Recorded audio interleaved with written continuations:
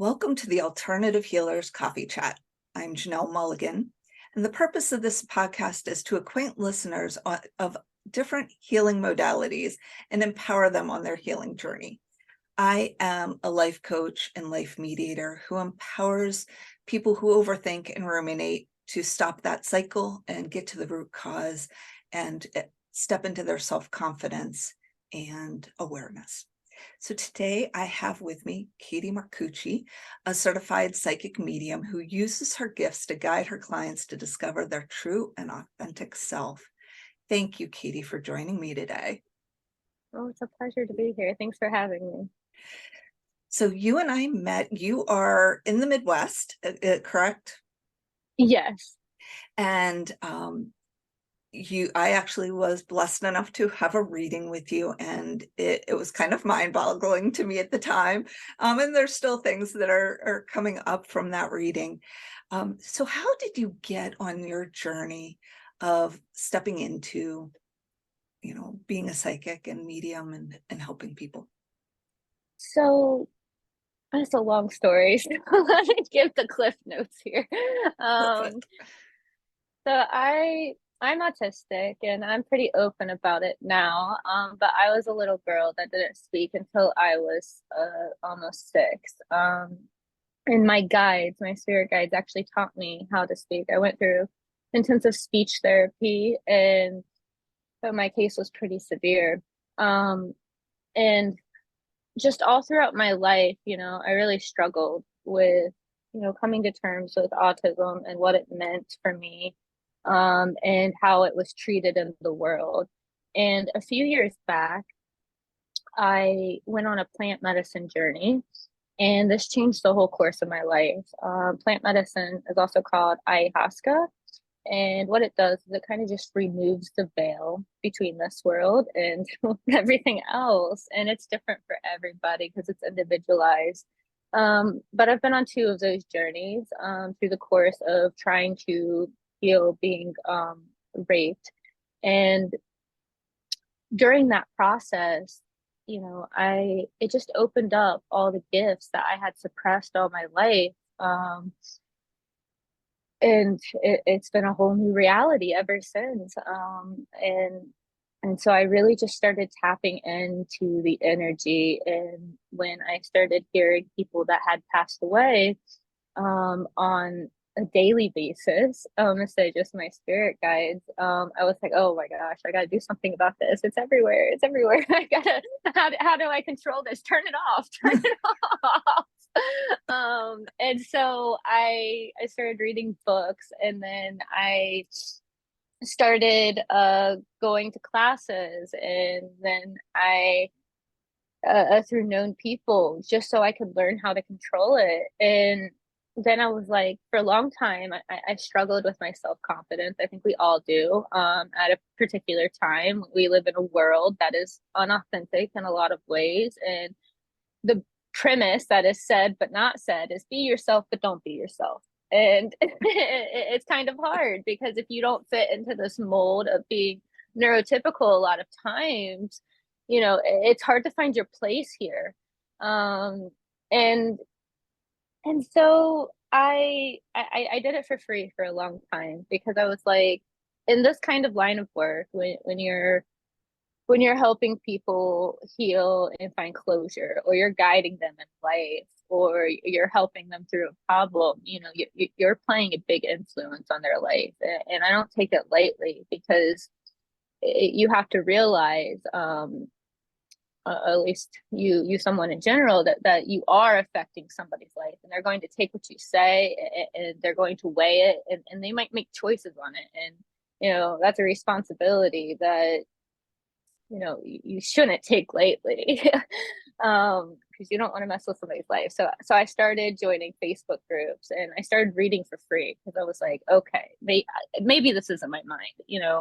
A lot of the people in my life at that time, they weren't necessarily very supportive of the notion.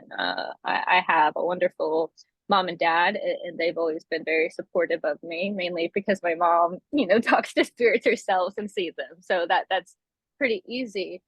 But, you know, a lot of the people around me, they didn't. And you know, I'm divorced now, but this was a whole nother journey, you know, and taking different paths. And, you know, the person that for a long time I thought I'd spend my life with, that I realized that we were on two different paths. And so really coming into my self-confidence, I was like, okay, I'm going to do this and I'm not going to tell anybody I'm doing this. And so I started joining with strangers. That way it took away the fear, it took away getting it wrong. And it was just like, I'm just some random person on the internet, you know, giving like these readings. And so I started doing it. And then when people came back to me and they're like, oh my gosh, like, you know, everything you said was true. And then connecting with past loved ones, you know, I think I was more shocked than anybody else, because I was like, really? And it's just, I kind of giggle about it, because everybody's coming back to me. They're like, oh my gosh, Katie, like, you know, you were totally right. You changed my life. You know, because I did this for months before I even told anybody about it. And then at a certain point, then I started going public with a lot of it, and doing it, you know, in my own community. And after, I don't know, 30 or 40 readings, like come back and I was like, okay, all right. I know I didn't know this. I know I didn't know this. I know I didn't know this. It really started to build my self-confidence, because I was like, this is not in my head. Because you can lie to many people, but you can't lie to yourself. You can't lie to your subconscious. And so this is really what built my confidence in a lot of ways, because I was like, okay, I know nothing about these strangers, nothing at all. There's no way that I know that Bob with a heart attack and his favorite drink was yada yada, and his favorite show was this, and this is what he smelled like. This is the type of job. I was like, there's no possible way that I can know any of this. And so my confidence built, and then it kind of just went from there. And I found a kind of healing for myself in it through helping people. And I think this is true for a lot of people, that you realize when you start helping other people, it actually comes back to help yourself. I started learning all kinds of things about myself. And being autistic, I struggled a lot in my life with relating to other people, trying to fit in. And I've always had a natural empathetic sense of understanding others, but not so much about understanding myself. And through this journey, it really kind of let me relate to people. I started to make that connection about, you know, all this stuff in life. You know, it's like the one thing that we know in life is that we all suffer kind of some kind of pain, some kind of struggle, but it's the least thing to talk about. We live in a world right now of social media and media in general that portrays the best parts of ourselves, and it's kind of a lie, and it makes other people feel really bad. And so I was on a mission to stop doing that, because through this journey of reading and taking all these classes, I realized in there that the whole middle was missing. You would see somebody's story and their hardship, and then in like the next page you would see, and this is my success. And I was like, whoa, where is the chunk in the middle here? There's a whole part missing. And I think this is like not false, but it's just like omitting like truthful information of what it is to be transformed, to go through this transition, because it's hard, it's painful, it's not what it's painted like. It's not this spiritual culture that's like rainbows and sunshine. I mean, it's hard. It's lots of tears. It's lots of struggle. It's lots of effort to try to switch these cycles and change them for the better. And so I was on a mission to start doing this. Okay. And I'll tell you, not my wisest choice, but definitely very effective. I decided, because I was so afraid of public speaking, I was so afraid of opening up, that after my first plant medicine journey, and my guides were like, they came up with this whole plan for me, and I was like, I don't want to do that. And so, but I ended up doing it because, you know, I listened. And so I decided that I was going to heal publicly. Okay. And I was a very bottled up person. I'm very introspective. And so I healed out loud. Okay. I went through the process of all my feelings online publicly on Facebook, where I did the highs and the lows. And I did this for many reasons, but mainly I'm the type of person that needs to have it like mirrored back to me, like echoed back to me. I read it, but also from an empirical sense that over time I could see how far I came. So I started posting my feelings all over the board for months. Oh my gosh, I look crazy. And it was crazy. It was freaking crazy. And I look back now, I can't read some of them. I can't. Like, it's so much cringing. But that's how you know you grow. Is if you start cringing a lot, you know you're growing. Yeah. And so I did this publicly. And I still do a lot of it publicly. And through this process, after about, I don't know, it took maybe like 8, 9 months, I stopped caring what other people thought of me. And I started really leaning into my authentic self. And I was like, you know what? Everybody's got their issues. And this is embarrassing as all heck. But, I'm growing. Look at this. I'm starting to make sense of myself. I'm starting to understand myself. And this was a key thing that was missing before. I didn't know who I was. I was constantly doing what I thought I had to do or what I was supposed to be, or all these projections that people were putting on me. And just through this journey of being completely transparent, completely open, I didn't hide anything. Like, there was people calling my mom, and she was like, Katie, come on. Like, people think you're going crazy. They're telling me to put you in a mental hospital. Like, what are you doing? Like, why you gotta do this on Facebook? And I was like, no, there's a reason. By the end of this, I'm not going to care what people think about me. I'm going to care what I think about myself. And it's true. I'm at that point now. It's been about 2 years since I had that crazy idea to do that. And I still do it in a lot of capacities, but I don't care to the extent I did. I mean, I'm not a sociopath. Only sociopaths don't care what other people think of them. We all do, because we're social beings. That's human nature. But I don't care anymore. I check in with myself instead of checking in with others. How do I feel about this? How does Katie feel about this? And through this journey of leaning into my authentic self, I really help other people lean into theirs, because when you're authentic, you open up the doorway for other people to be authentic. It's a vibration that cannot be faked. You can't lie about it. You just know your subconscious knows, like another person's subconscious knows. So yeah, that's just a little bit about it. So that is absolutely phenomenal. There are so many points in everything you just said that I'm like, oh, I want to bring back to that. So thank you. That was gorgeous. So one of the first things is, thank you for that authenticity and putting yourself out there. That is actually a challenge I'm currently going through, is working through stepping into my voice, allowing myself to be seen and heard. And I think a lot of people will relate to that pendulum swing. As we step into things that we've hidden and exiled within ourselves for so long, it almost comes out in this wide swing. You almost have to let it hit the extremes to then be able to find that middle swing that you're comfortable with, that does be like, okay, this is who fits me. This is the voice. This is how I come through. And this is the authentic me, and we have the extremes, everybody does, but we tend to want to stay in kind of a comfort swing. But we have to figure out where those extremes are.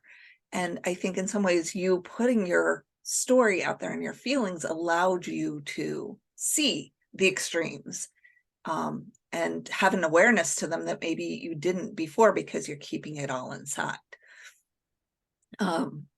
Anything? I see some thoughts going on your face. Is there something coming up for you with that?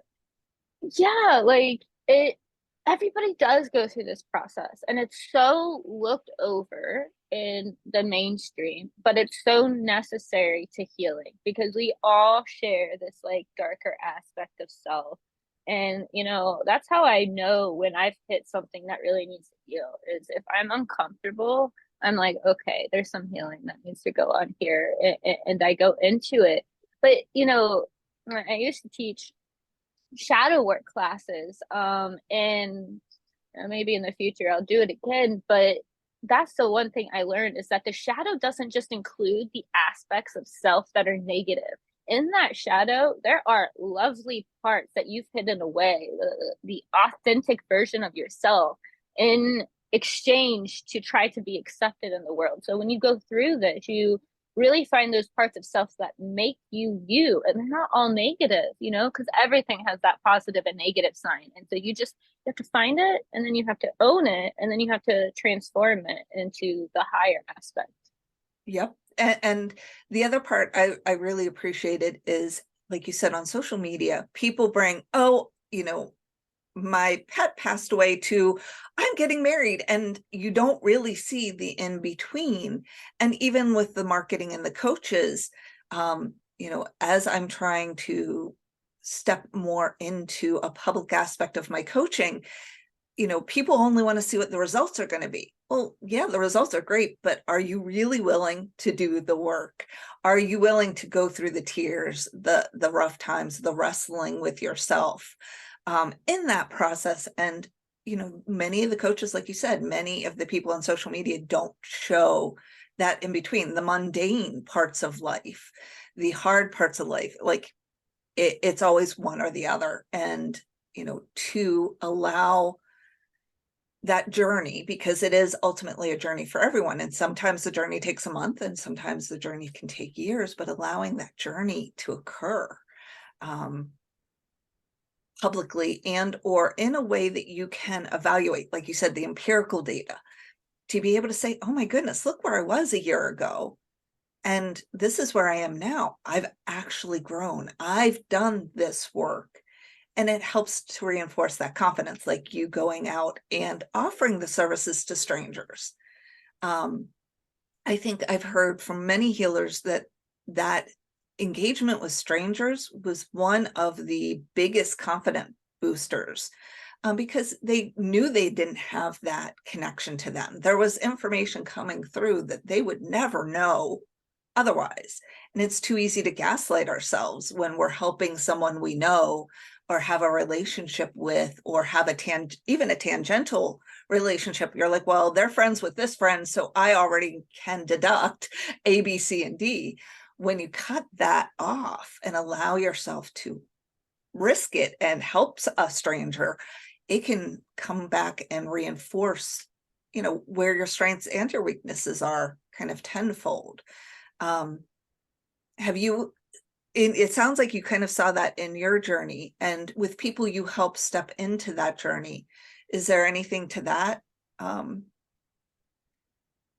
you notice?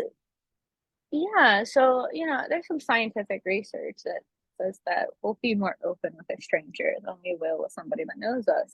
And mainly, I personally believe that is because the people that know us, that are part of, for lack of a better term, our circle, we tend to have a tendency to care a little bit more about what they think. And when you take that off, it opens up a whole new slew of possibilities, because they don't know you, and you can almost rationalize it as, especially with the technology today and social media, it's like, I'm never going to see this person again.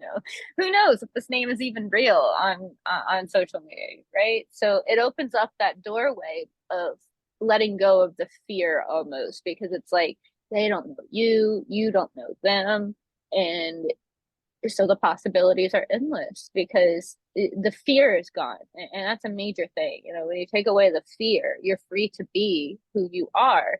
And a lot of times when I say that, almost, I think it's almost been conditioned, at least for me, to think that, okay, if you let go of all the fear, then you're going to go out there and you're going to be crazy, or you're going to do something harmful, because people tie in the storyline to it. But the truth of the matter is that that's not true, because who we are is love at the end of the day. And we're all trying to find our own version of that and come back to that. And so when you let go of all this fear, you're not going to do anything that, risk that, because we are love, we are peaceful, we are calm. So there's no storyline that needs to be attached there. And so people are going out and they're trying to like prevent that almost, because they're like, well, people can't govern themselves. And I'm like, well, you know, without fear, you know, people tend to lean towards the negative side of it, but there's a positive side to it. I think most people just want peace. They just want love. They just want connection. They just want to be a part of something. They just want community. And it comes from this lack of this, that there's like so much violence in the world and there's all this. And going back to an earlier point that you were talking about especially in the healing cultures and, you know, the life coaches, and that people just want to buy into the results. You know, a lot of this I think is from the education system that we have, at least in the US, because we make it from childhood, like almost as soon as the ego forms, as soon as the sense of self forms, about age 5 or 6 in neurotypical children. It's much later in neurodivergent children. But as soon as this the ego forms, we stick them in school, and now we have them competing for good grades. And so it's not about the process anymore, and it's about the grade. And that's all that matters. It doesn't matter everything you went through to get that grade. It's just, do you have this grade? Are you an honor student? Do you have the 4.0? Do you have this?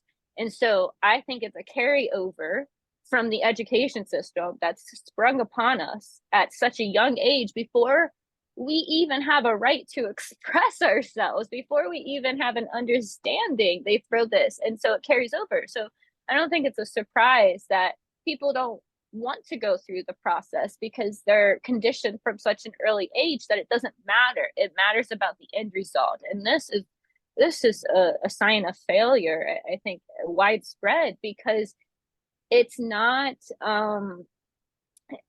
it's not able to compute. Like, you know, you need this process, you need this healing process, you need time to make mistakes, you need time to grow from those mistakes. And that's not something our culture offers in the world. If you make a mistake, you're basically like put up on the fire or burned at the stake. You know, we don't have a culture that is allowing of mistakes, although we know this is a constant in life.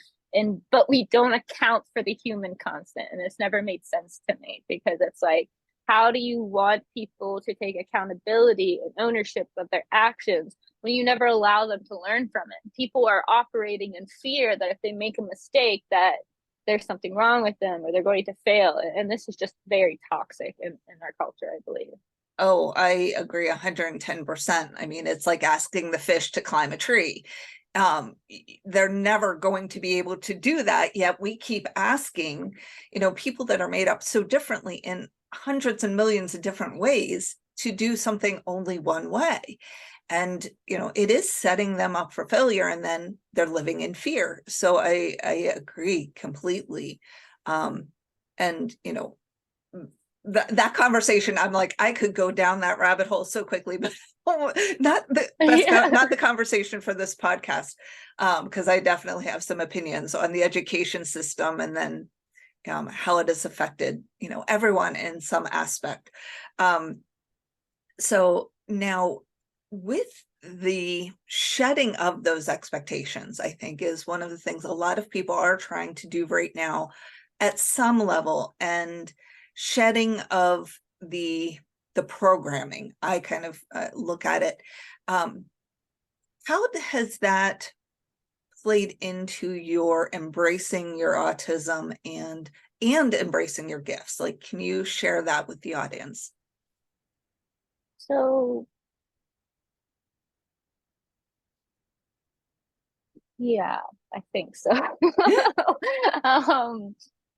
It was a hard process. I'm not going to sugarcoat it. Okay. In the beginning, like I like hyperventilated all day. I'd be like, oh my God, what did I just write? Oh my God, what did I just do? Because it was scary for me. It was hard. You know, I was a person that they call it masking in the neurodivergent world. I was a person that really masked, and I got really good at it, you know? Every time I tell somebody I'm autistic, the first response I usually get is, oh my gosh, really? I would have never guessed. You talk so well. And I'm like, okay, there is this false mask upon autism because it's not what people think it is. And so many of us that don't fall on that super emotional spectrum anymore, it's just, it's kind of glazed over. So finding my true voice with dealing with autism has been really hard because it is, I am very particular about very many things, you know, that this holds true to autism. We all have our likes and dislikes, our stemming processes, our absolute hates. And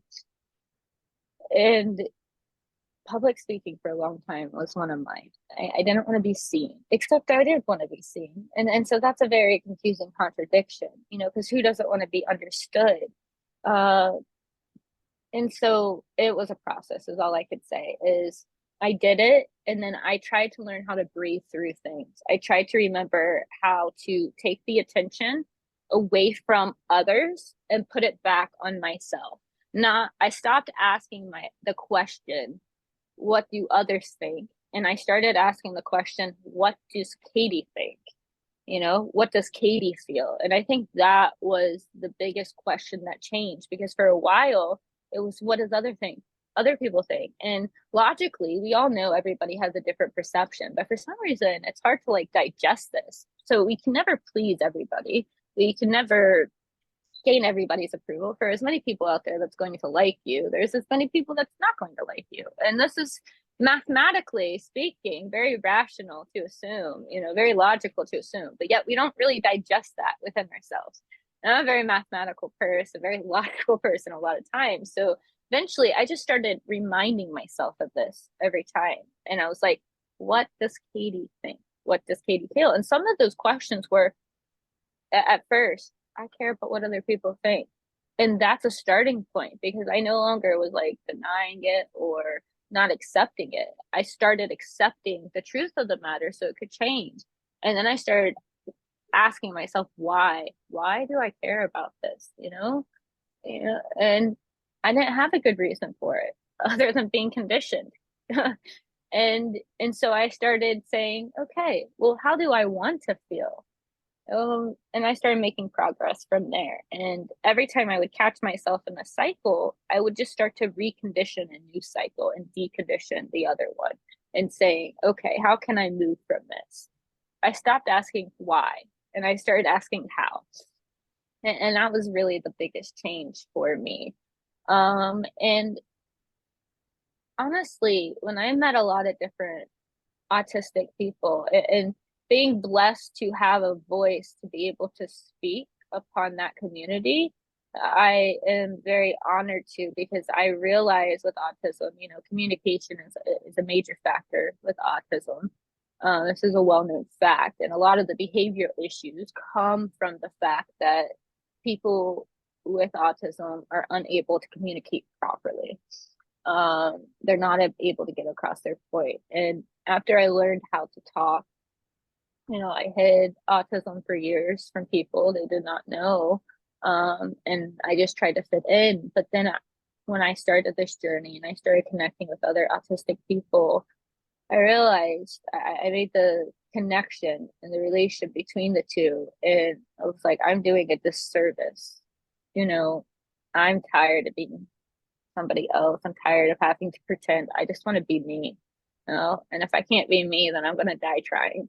Okay, because I can't live this other way anymore. And then it opened me up to communities where other people were accepting their autism, other people that had found their voice and were blessed with a voice and being able to communicate. And this just changed everything for me, because I realized I wasn't alone.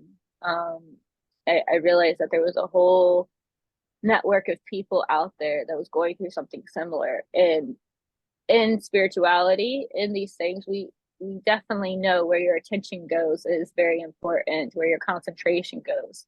And I realized I'm done concentrating on being somebody I'm not. And I just went full-fledged into concentrating on who I am. And I just started owning it. And by owning it, I was able to help other people own it where they were struggling. And it just kind of, it was like a butterfly effect from there. It just kind of grew and grew. And now in every reading I do, because I think this is a major point. Every trait or characteristic, there's a positive and negative side to it, right? And so you just have to find where it can be. So having some of the particularities with autism can be very beneficial in some situations, right? But in my particular field, being a psychic medium, being able to help people coach, in every reading I do, I always start it out, I'm autistic. And you know that line that most people have that's like, oh, you shouldn't say that? I don't have that. But it works out well with what I do because people come to me not because they want me to lie to them, but because they want me to tell them the truth. And so in this particularity, it's a positive. I have found an avenue, I have found a lane in which this characteristics that's usually perceived so negatively in the world, telling the truth, we're all told to tell the truth, but don't do it. It's like a false thing. Don't tell it, because people are going to get upset with you.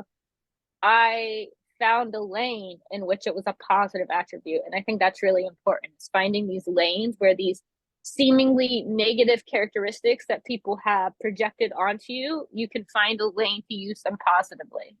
And in my career avenue, I am lucky and blessed to have found something that I really can't help. I really don't have that line. I can almost, I know because I read body language so well, oh, I shouldn't say that. But I have learned how to frame it in such a way that's respectful but still honest. And I think that's a lot of having to do it, is not to be so blunt that it's just like rude and tactless, but that took some time to learn how to do, but to frame it with my words that I could still deliver the truth in a way that was respectful and that people would want to listen. Because when I read through people, it's not about me wanting to tell them about themselves because it benefits me. And it's about me wanting to tell them about themselves so they can learn about them and start to live with it. And yeah, so I hope that answers your question. Definitely. And two things. The first is there's a quote that has been living rent free in my brain for months now. And you kind of spoke to it, is honesty without kindness is brutality. Kindness without honesty is manipulation. Yeah. And I think you kind of spoke to that beautifully, because a lot of people don't take that moment to think about that. You can be honest. It's good to be honest. You just can't be brutal with it, and sometimes you can't help but be brutal. But if you can frame it in a way with more healthy communication skills and approach, then it's going to be received better, and vice versa. So I think it's beautiful, and as always synchronistic that you kind of touched on that. The other thing that kind of has been going through my head is, within I think almost since the pandemic and TikTok, neurodivergency, autism has kind of become a hot topic, for lack of a better term. In part, people are starting to see it in themselves. They didn't have the ability to have it reflected back, and with TikTok and social media and people having the time at home to look more closely at them, they are seeing similar traits in themselves. If it's true or not, or where they are on that continuum, it is a whole different thing. And also at the same time, spirituality has also become to the forefront of things. And I'm curious, from your perspective, how do these interplay? Do they interplay? And how do you have any thoughts for people who are struggling with these two realms of kind of to find their zone of comfort, or their learning to trust themselves, I guess, is really what I'm looking for, is in these realms, because now you're doing both. How could they potentially find some self-trust? Yeah, it's a great question. And in answer to your first one, yeah, I do think they interplay a lot. Because in spirituality, I think that's just the general umbrella term Agreed. for it, but there is no one size fits all. And neurodivergency really represents the uniqueness of the world. Personally, I believe that everybody's a little bit neurodivergent. But because I think only neurotypical people only use the left side of their brain, and that is significant for robots, and we're human, not robotic, even though the culture and conditioning has tried to make us so. And so neurodivergency has really come out during this time to interplay with spirituality, because beforehand you have religion, right? Religion, spirituality kind of went hand in hand, but it's like there's all these rules and there's all these things, and look, there are rules to like spirituality. They're called universal laws. Okay. Other people, depending on the culture, might call them sins, they might call them this, but I don't call them that. I call them universal laws. And as long as you follow the universal laws, you're going to be fine. And neurodivergency has come out at a time where we're starting to find other avenues, because spirituality, or the relationship with transparent forces, or things beyond what the rational mind can see, really come down to, it's a personal relationship. My relationship with my guides, or God, or whatever term you want to put there, is going to look different from somebody else's, and that is okay. And you have to learn to trust it. You know why? Because we all have different perspectives. We all see something. When we look at a piece of art, we're all seeing something different, and it's about how you interpret it, where you're at on the vibration and frequency scale collectively. And this is how you begin to trust yourself, is to realize what holds meaning to you might not hold meaning to somebody else, because they're on a different part of the journey, and it's not wrong. They're where they're at, I'm where I'm at, and this is how they interlay. Is this neurodivergency in the world right now is really bringing attention to that we're all different, we're all unique, and that we have to learn how to start respecting this and trusting ourselves, and being able to share with another without discounting where they're at or going away from where they're at, and then owning where we're at too. We've been made so dependent on the other. Like, I think a lot of this comes into the world because we're so taught to love others, but we're not taught to love ourselves. And if we're not loving ourselves, how can you possibly love another? I mean, you can, because we are love, but it's not in alignment. And so basically, yes, the two do interplay, and trust is a process, okay, with yourself. And it's a whole other cycle to learn how to do, because you're not only learning to trust yourself, but before you can learn to trust yourself, you have to decondition all these things that say that you can't trust yourself. From childhood, we're taught to not trust ourselves. From when you don't want to eat something, when there is an authority figure or an adult in your life that is telling you to do something that's operating against your natural cycle. Now, this has nothing to do with behavior, I want to say, because I think two people start to put that storyline together. Oh, well, the child has to listen to the parent. Of course they do.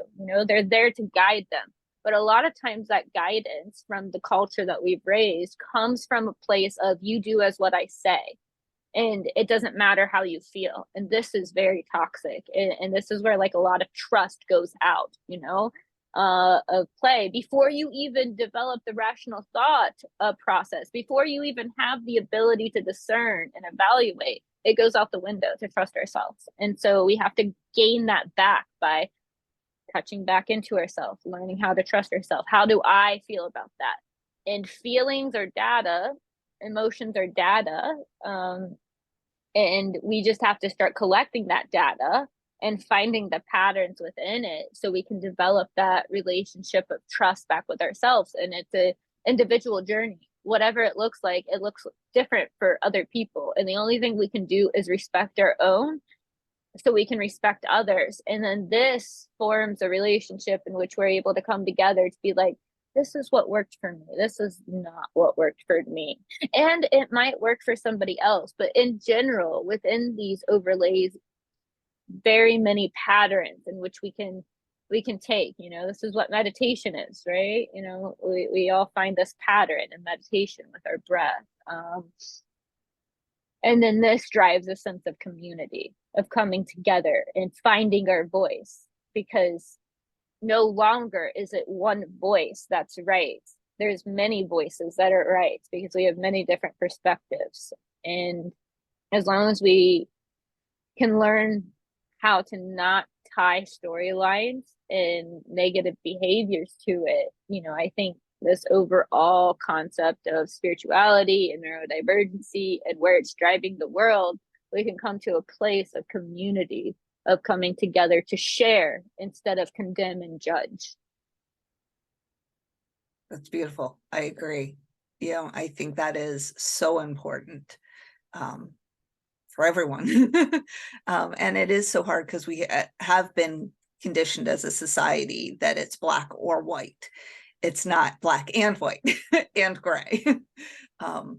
The ands of the world are not as loud as I wish they would be. And I think they're getting, that we can have so many more ands. You can be sad and excited, or in love and angry. Like that's what we've been conditioned, that there are so many ors or buts versus ands in the world. And I think that's part of that.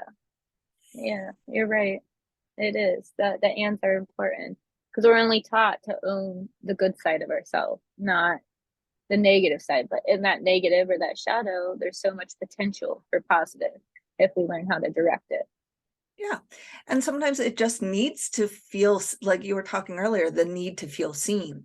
Those shadow parts of us are parts usually that somebody said were bad at some point, and we said, oh, you're telling this is bad, it's bad, and I'm going to shove it down into a deep, dark internal cave, and it's just screaming literally sometimes, and are creating issues within our bodies to say, I just need to be seen and heard. And once you kind of allow it to see the daylight and allow it to share its side of the story, and you recognize the beauty in it, it then can start integrating and becoming a part of this, and get to see okay, you showed up not in the best way this time, but now you get the opportunity and the choice to show up better next time. And I think that's a lot of what's taken away from people, is the realization of choice. Yeah, I agree with you. Because without it, we're just robots, right? How do you know that you showed up in a bad way if you never showed up in a bad way? Like, we're not perfect. And so having that realization, or the choice for that realization, it allows for not only for us to grow and to evolve, but it allows us to not judge others, because we realize everybody goes through this and everybody has bad days, because we're basically just plant systems that have complicated emotions. And whenever I teach somebody or I'm walking somebody through this cycle or this growth, I always tell them, feelings are like toddlers. Love them. They're annoying though. And if you ignore them like a toddler would do, it's just going to get louder and louder and louder. And when you try to shove it in a dark corner, you're doing more harm to yourself than anything, because if you don't open up that door, you're basically giving that feeling or whatever you're denying in yourself permission to operate unconsciously in your life, and it will take control, because we don't make actions based on consciousness. Okay, the only emotion we can really have that's really conscious in the moment is laughing. Laughter is the only thing that is a conscious emotion, because the subconscious cannot tell the difference. Everything else is coming from a subconscious place. We can become conscious of something after the fact, right? But the goal here is to get to a place of becoming, of being. And you're not conscious when you're being. And this is why it's important to rewrite the subconscious, because the subconscious and the unconscious is controlling everything. And our highest place of being comes from a place of unconscious. And then we become conscious after, because by the time you become aware of the moment has already passed. And that awareness can be being, but we're trying to get to a place of being. And to do that, we have to rewrite the subconscious. We have to we have to understand our unconscious things that are in the shadow that are directing our life. Agreed. So you mentioned like when you're coaching somebody, we kind of didn't get a chance to talk much about that today, and we are getting kind of close to time, but I did want to touch on that. Is, with the clients that are coming to see you, what are one of the main things that you're seeing recently that they're looking for help and guidance with? That's an interesting question. So I am always surprised in readings. They're always different. I always learn something. But the pattern that I have found is not so much what they think they're coming in to see me for. It always leaves something different, is usually the feedback I get. I did not come in for this. I got what I came in for, but I left with so much more, because I always tell people that I probably put my own self out of business, because Dr.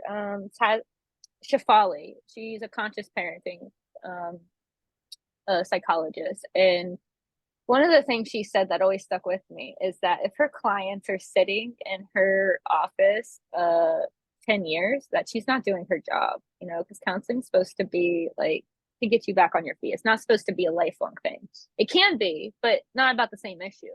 And so I've always taken that to court. And I always tell people I probably put myself out of business, because I'm going to give you tools in which you can help yourself. I'm not going to make you dependent upon me. I'm going to guide you, get you where you need to be, so you can make a choice for yourself. A choice, again, we talk about. And so when they come into me, the pattern that I have most seen is the fear of their true self, the fear of being authentic. And they don't even know that they have this fear. They don't even know that this is operating in the shadow. They don't know their authenticity is in the shadow.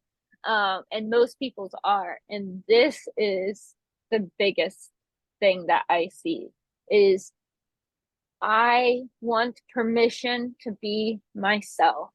And it almost always comes up in all my readings. And I always see it. And whether I mention it or not, it depends on the client and what they're there for. Because like I say, I just say what comes down. And sometimes I'll notice it, but it's not relevant to that reading. That's not where they're at in their journey.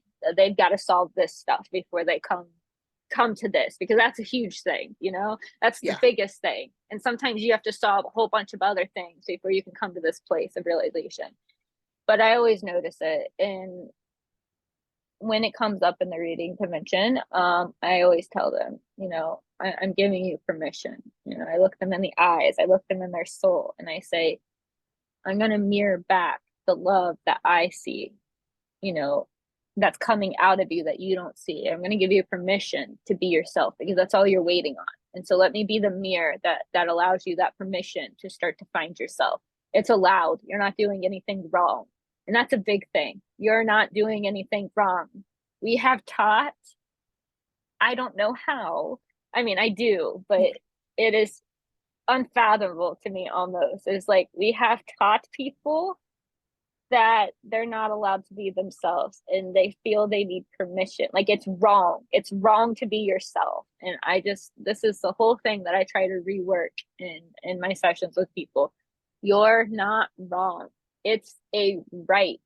It is a right to be yourself. And we're going to unlearn this right now. Like, we're going to get you there. Because who are you?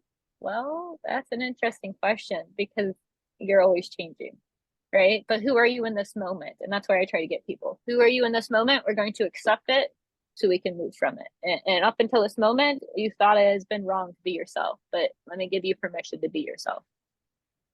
That's gorgeous. And you're so right. That is one of the hardest things, because like you were mentioning earlier, from childhood, we are told we're supposed to be a good girl or boy. We're supposed to be whatever our parents were dreaming for us. Like before we even have the words, or like you said, the rational functioning, we're being told what we're expected to be. So being ourselves isn't even typically an option. Like, what does that even mean? A lot of people are thinking and asking. And so that permission for somebody, to say, hey, you have this right. This is a valid part of your journey in life. And you're allowed to step into it. Is like, what? Like, it's not even a concept that they even recognized as an option, as a pathway. And so to be able to do that for your clients and give them that mirror and that permission is huge, that it opens a door that they never even knew was closed. Yeah. Yeah. And it's a beautiful release when I see somebody, like, I think that's my favorite part of what I do, is when I see the gears turning and shifting in somebody else, and they're like, it just all clicks for them, and all of a sudden change came back. Like, and just a few days ago, somebody came back to me for another reading I had read for her a year prior, and she told me how much her life had changed since she met me, and how she got rid of the boyfriend that was no good for her, and how everything happened just how I said it would happen. I'm always shocked by that too, because I'm like, really? Like, I'm just as surprised as them, which maybe I shouldn't be, but I am, because I just, like, again, I'm not really conscious when I'm reading for people. I'm just being a conduit, and I'm pulling what I'm saying, what pulls down. But when they come back to me and they say my life has changed, I have found myself, and like, that is, it's like a reward for me. Like, more than anything else, it's like, wow, I was a part of somebody's journey. I helped them be themselves, and like, what greater gift is there to do, is to help somebody find themselves and opening that door. And I hope, as a culture, I hope as this neurodiversity and spirituality takes a huge place in our culture, that we gravitate towards opening this up from childhood, so this generation that is healing as adults raise children that never have to ask this question, who am I, much later in life, and that they start cultivating it, because we all cultivate our own identity. Sometimes it's cultivated for us, most times in this current culture, but that they start to cultivate it from childhood, that they're asking from the get-go. It's conditioned into them. How am I feeling? My feelings matter too, because this is going to lead to a more responsible culture. This is going to lead to a more accountable society, that, hopefully the violence will stop in a lot of it, because when the child is growing and evolving, we're conditioning them from that place, and they're not adults anymore trying to heal and raise children and work and do this, when they don't have anything else to focus on and have to do, and all these responsibilities. Their only responsibility is going to school and learning about themselves. That's the best place to instill it in. And from what I've seen in my own visions about the world at large, is as we keep continuing down this process, I see the cycle changing, as every adult who was raised in a very toxic way heals, and they give that healing, because it's a generational thing at that, that flows through the bloodline.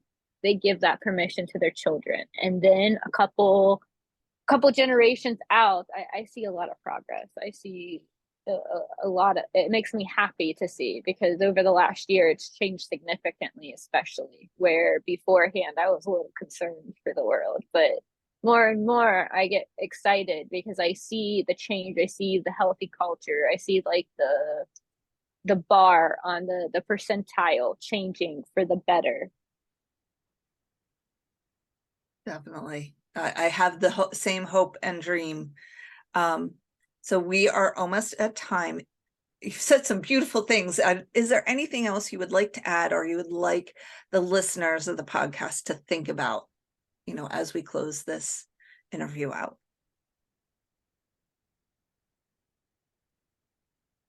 The only thing I can really think of that comes through right now is if you're going to make one change in your life today that you could start seeing results from, is to stop asking the question, why? Why will be in this? You'll never find your answer.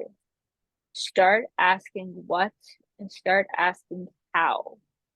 Instead of saying, why did this trauma happen to me? It's already happened. You can come to understand it, but that why question is never going to lead you to healing. Ask how. How can I heal from this? What is causing these cycles? And through the nature of asking those questions, the universe will actually send you back the answers because it's part of the universal, law. And through the nature of asking that, you'll actually come to understand the why. It's what I call using a law against a law, where you're doing one thing but accomplishing a secondary thing by virtue of doing the first. And so if you want to see a lot of change in your life, stop asking why, start asking what and how. That is fantastic, and agree 110%. So if somebody, has listened and or watched us on YouTube and wanted to get a hold of you and have a session with you, how would they get a hold of you? So they can go to mysticnirvana.com and they could schedule an appointment through the online booking system. They could reach out to me on Facebook.